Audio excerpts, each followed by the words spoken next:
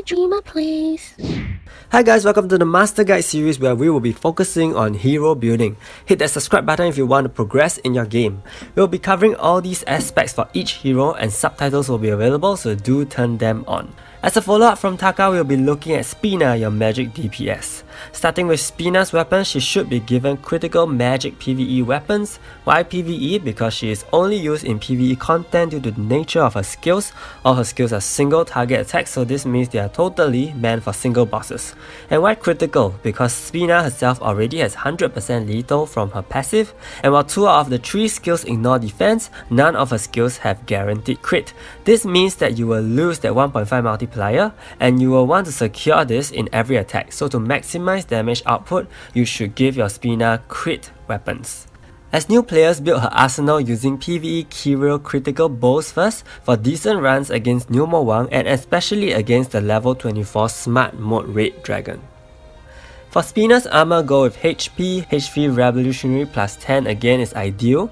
As a magic hero, she lacks bulk, so HP armor is crucial on her, especially against Guild Raid Isabella, which can easily kill her with a couple of attacks. So the higher the HP she has, the better.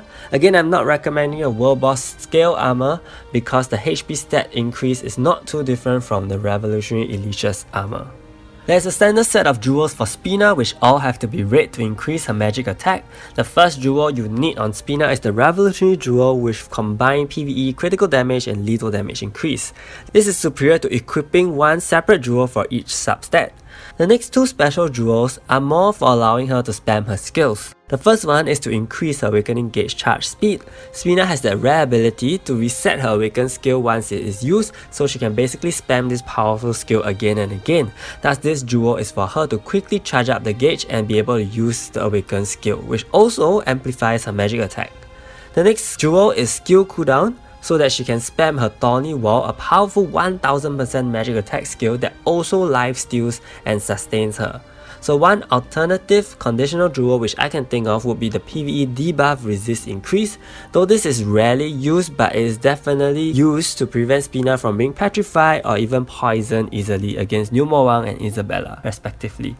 For new and returning players who lack all these special jewels, simply giving her a boss critical rate jewel or boss damage jewel will be also a good temporary replacement. But try to give her at least a critical damage and lethal damage and crit rate jewel to maximize her damage output for the time being. But do work towards the combination of ideal jewels mentioned earlier. Coming to the accessories, it is very simple. The most standard is to use the lifesteal accessory as base and critical damage as additional substat. So why is critical damage the substat and not the base? Because critical damage as a substat has the chance to grow from 30% to 34%. Why is lifesteal preferred over Isabella's vigor? I'm not saying that she cannot use the Isabella's vigor, but Spina herself already has a self-healing skill to keep her well and alive, so giving her an additional lifesteal accessory instead will ensure that she also heals during her basic attacks.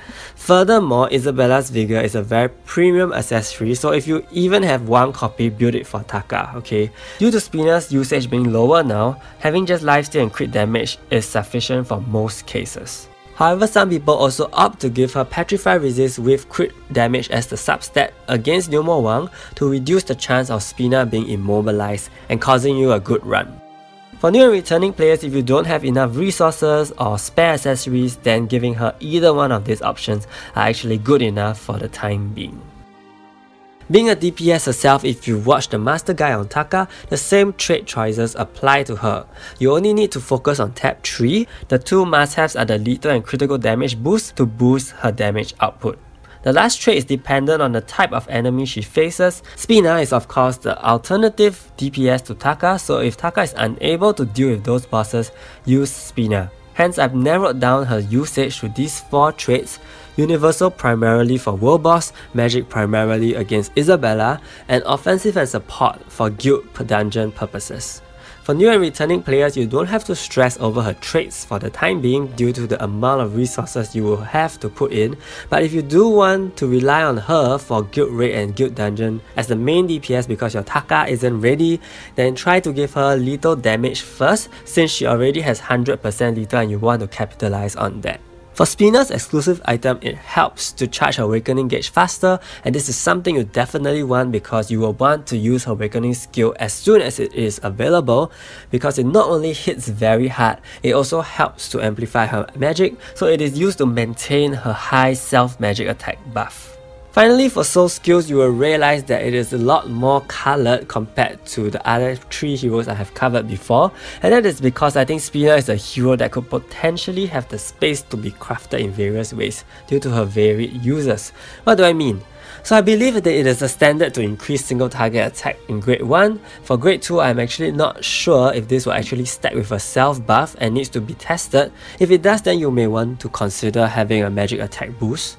On grade 3 and 5, these are pretty standard ones like traits and depends on who she is facing. So grade 4 is where I feel could potentially be interesting to have against Isabella.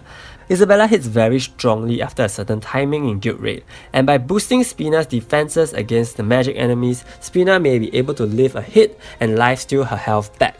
But this is purely theory crafting, and of course ultimately Spina won't live throughout the match, but we want to keep her alive as long as we can, and this is one potential way of doing so.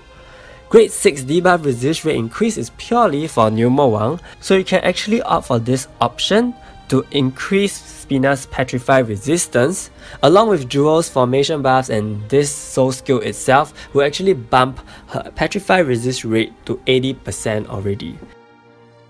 With that, I've come to the end of this master guide to craft your Spina, so if you found this video helpful, do give it a like and do subscribe to my channel. More guides are in the planning and will be out as soon as they are done. If you guys have any questions, feel free to leave them in the comments below. Thank you so much, and I'll see you in my next video.